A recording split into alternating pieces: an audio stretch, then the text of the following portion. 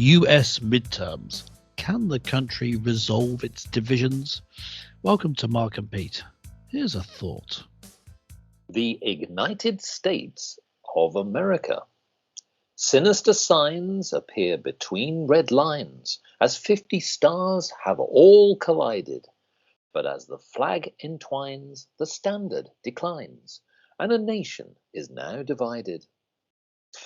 Yes, Clergyman Pete, it seems that the midterm elections have once again reinforced some of the systemic problems of the United States. And whilst we can see that it appears that Joe Biden will still remain in control to have power in the Senate, it doesn't get away from some of the underlying issues that the United States have faced in recent times. The economy still divided. People are still concerned about their jobs. The Roe versus Wade situation and about the rights there, and many, many other things which we want to talk about. Clergyman Pete, I ask you, what should the United States be doing to resolve these big divisions? Yes, I think that the issue with the United States being divided has been, Mr. Mark, a long-standing issue, but it's grown in recent years. And I think what's happened is we have a disconnect from between the politicians who are running the show and the people. And I would put down as one of the biggest issues the fact that people, particularly working class people, are not being represented. I guess in the US they might be called middle class people, but the workers are not being represented. Now, we found in the past that Donald Trump, with his populist approach, was appealing to people from working class, middle class. But you also had Bernie Sanders on the left, also appealing to them and noting the same sort of issues that were problems, things like big business having too much say over government, it's that sort of thing. They had different solutions, but they were addressing the same problems. But that isn't what the two parties represent. Both Democrats and Republicans are just different flavors of the same machine, if you like. In other words, both parties are in hock to big business, would be a different way to put it. So you see that both parties try and use these different sides, the left wing of Bernie Sanders, the right wing of Donald Trump, in order to win elections. But they have no intention of actually doing anything apart from a scattergun approach of, choosing certain policies or certain, I suppose, taking up certain positions to appease certain voter blocks. But actually what they do, well, they seem to be just in it for themselves. And so the divisions just grow and grow as they're stirred up by the different political parties. The issues are identified, but nothing's done about them. So the divisions grow wider and wider. Well, when I look at the map of the United States, I sort of see it like a sort of bit like a sandwich, in the sense that, it's very democratic on the west and sort of on the east, and the big red part through the Republican middle. It's not exact, of course, but the point here is that it is a very divided nation. Now, as we speak at the point of broadcast, that Nevada and Georgia are still to declare. In fact, Georgia is going to go into a runoff. So the matter lingers on. But either way, irrespective of the outcomes here, the question ultimately is that we've got something on the horizon, which is that even if Joe Biden does remain as somebody who is not a lame duck, because that was the concern for many of the Democrats going into this process, he seems to have fared a little bit better. But is he now in a better place to run again for the United States as a president? Would he come up against, say, for example, Donald Trump? Similarly, again, this point about divisions, though, is he best placed to be able to try and unify the nation, the collective, or is somebody else better placed to do this?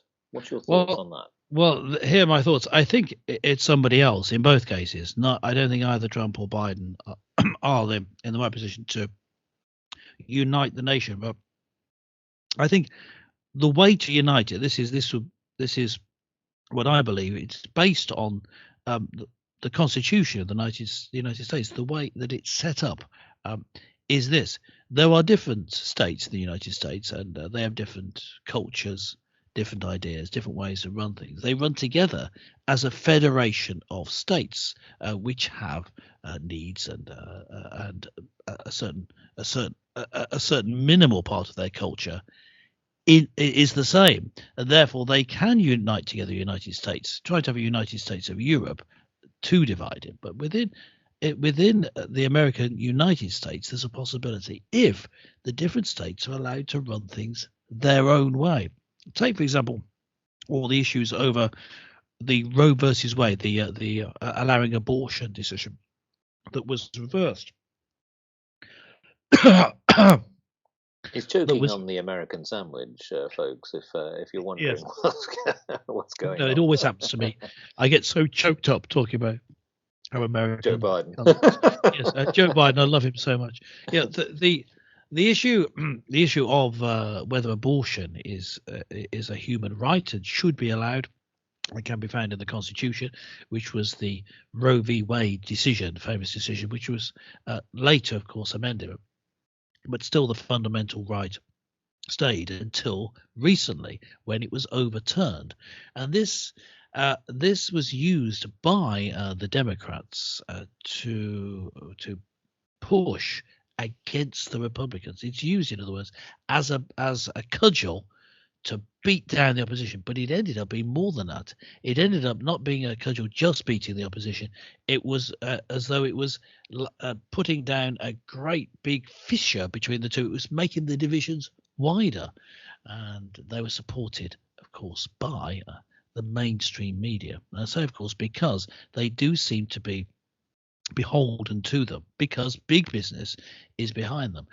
Now, that being the case, I think that it doesn't matter who's president in the end, as long as you have that sort of cultural hold by the Democrats on the left and a part of the Republican Party, who are also beholden to big business, etc., who seem to have this same agenda. As to why, that's a topic for another episode, but it is there, and it's going to cause division because it's been manipulated. The propaganda is there, causing people to hate each other on either side, particularly things like the abortion issue, but there are others, other cultural issues like transgenderism, etc., which were used very much in these midterms elections to cause division, and they're going to continue unless people are allowed to simply make decisions state by state.